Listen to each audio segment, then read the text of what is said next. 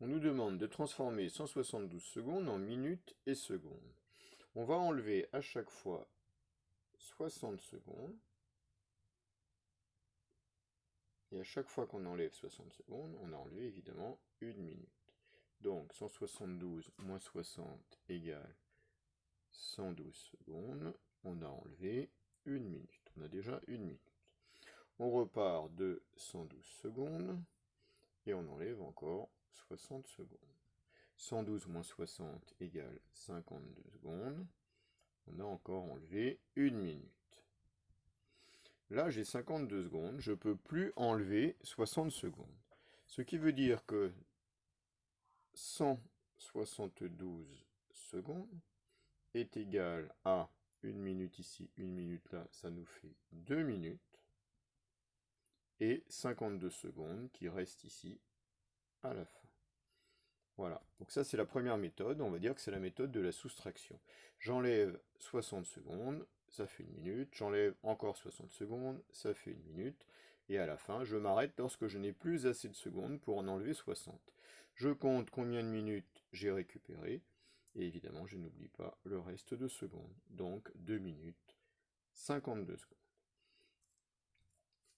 On va faire la même chose, on va chercher le nombre de minutes et secondes qu'il y a dans 180 secondes égale en minutes et secondes. Et on ne va pas employer la même méthode. On va partir de 180 secondes et on va chercher combien de fois 60 il y a dans 180, plus éventuellement un certain nombre de secondes. Donc on fait nos calculs. 180 secondes égale 60 fois combien? 3 fois 6, 18, donc 3 fois 0, 0, 3 fois 6, 18, 3 fois. 3 fois 60, 180, donc plus 0 secondes. Alors, ça veut dire que nos 180 secondes sont égales à 3 minutes. Et là, comme ça tombe juste 0 secondes. Voilà, ça c'est la deuxième méthode qu'on pourrait appeler la méthode de la multiplication à trous. On cherche combien de fois 60 il y a dans le nombre. Une fois qu'on a trouvé le nombre de fois 60, ça c'est notre nombre de minutes. Et puis éventuellement il peut y avoir des secondes en plus. Là dans ce cas-là, il y en a 0. Donc méthode de la multiplication à trous.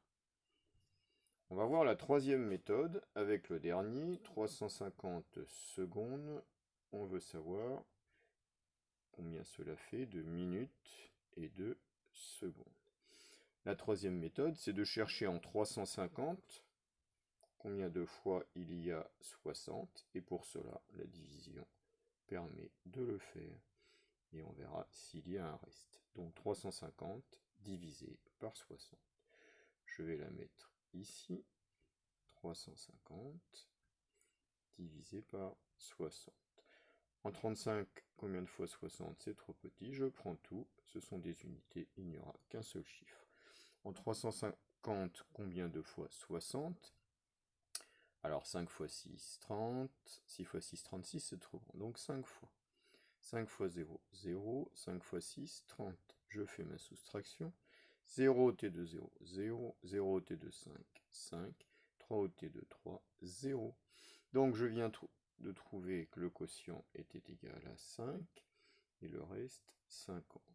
J'ai oublié de dire que 50 était plus petit que le diviseur que 60.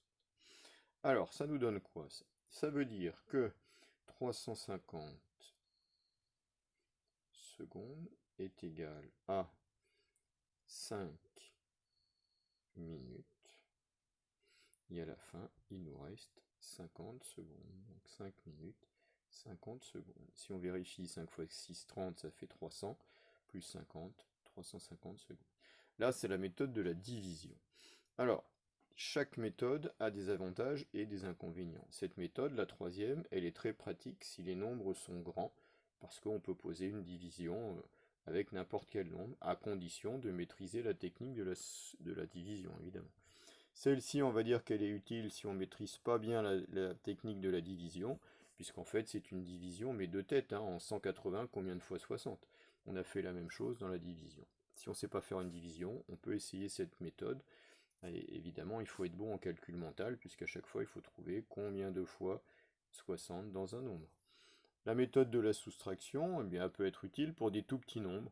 Hein, là, 172, on a enlevé, on n'a fait que 2 soustractions. Si on doit faire 8, 10, 12 soustractions, c'est impossible et beaucoup trop long. On va aller vers l'autre méthode, hein, la multiplication trou ou la division.